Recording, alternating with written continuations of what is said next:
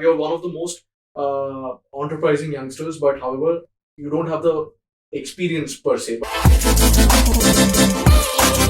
Let me ask you something. Youngsters these days are super confused with regards to cryptos, blockchains, and stocks, and the markets are so unstable of late. So, how do you ensure that the risks are minimalized? Yeah. How do you do that? So first, in terms of having clarity in what to do, what not to do, first thing that you need to check out is what you're investing. Is it an asset or not an asset, basically? So these days, non-assets are also being confused with assets, which is a fundamental economic quality. You invest in something that grows in value, but when you don't understand what's the underlying value, then it's no longer an asset. So which is the case with most of the hot things that we spoke about, right? And often assets are also confused with technologies. So blockchain, for example, is not an asset that you invest in or you trade upon. It's a tech that is driving value or potential or pseudo value. We don't know that yet to ascertain, but whatever it is, it's a tech. Should not be confused with something that you can trade. So so number one, check out whether it's an asset or not. Second, in terms of why are you investing into that asset class? Do you understand all the risks associated with that? And are you going to invest into that, or are you speculating about it? There's a very thin but also a very firm line between speculation and investment. Speculation is when you don't know what you're doing, you're gambling around yourself. Investing or investment is when you know what you're doing, or at least you have done research to come to a particular conclusion. You don't always know what you're doing, but then you at least understand the level of risk that's associated. So these two are very important for all youngsters before they put in any of their money into any asset. Nice. So generally in India, we have quite a few sources of or modes of investment where we invest in land, we invest in gold, we invest in FDs or mutual funds. Yeah. This is very clear to an extent, but when it comes to approaching share market, it's very blurry. So how should one approach share market? So one, like I said, getting an education done first, educating oneself about what they're getting into is very important. For example, look at this. When you buy a plot of land or you're buying a house, you look at all aspects of that house. How's the neighborhood? Is the water connection and the water supply correct? You look at the legal paperwork. You look if there's some litigation around price. You do so much research when you're investing into real estate. But what's the research that a typical investor would do in the market is by listening to stock tips, by watching news, or by reading the newspaper, or by looking at some portal online and saying, this sounds like a good stock to invest. Where's the research? And so if you don't do research, if you drive blind, you're going to have an accident, right? That's what happens in the market with most people.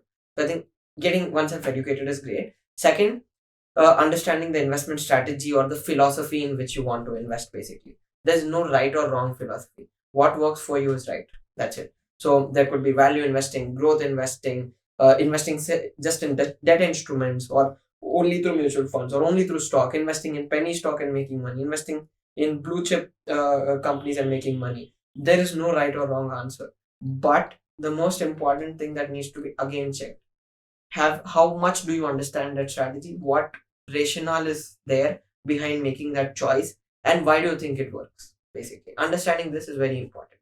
And also, while choosing your advisor, or if you do seek professional advice, does their long-term investment strategy align with your long-term goals? Is very, very, very important. However, when it comes to investment advisors, as a young investor or as a first-time investor or an investor who hasn't had a great experience with respect to stock markets, is it always necessary to have a investment advisory firm or investment advisor in place, or can we do it on our own?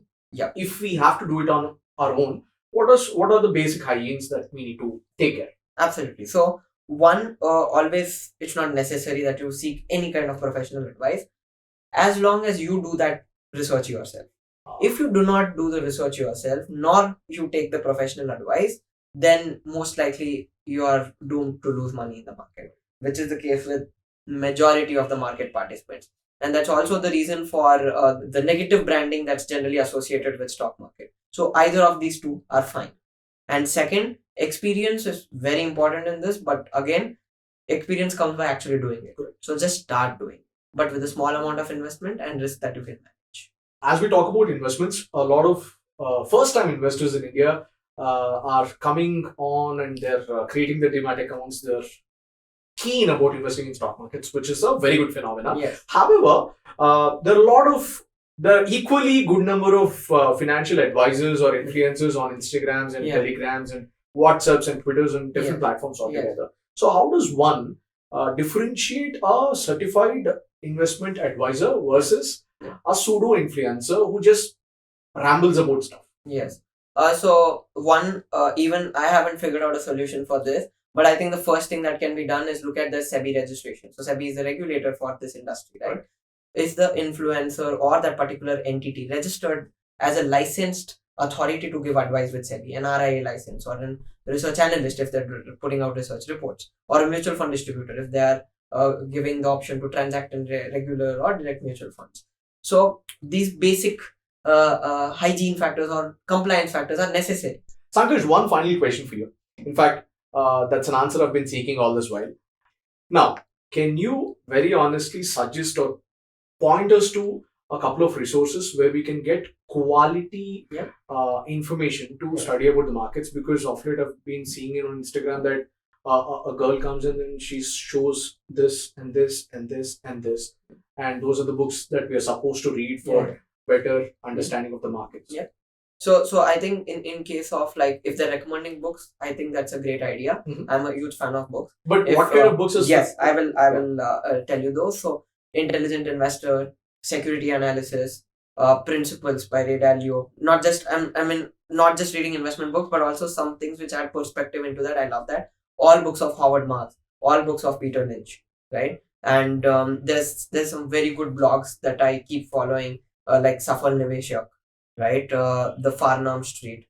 So I might be getting the slight names wrong, but those are it. And just go Google search, you'll find them. Suppose I've invested in a particular stock. I get confused as to when is the right time to exit from that particular stock. Yes.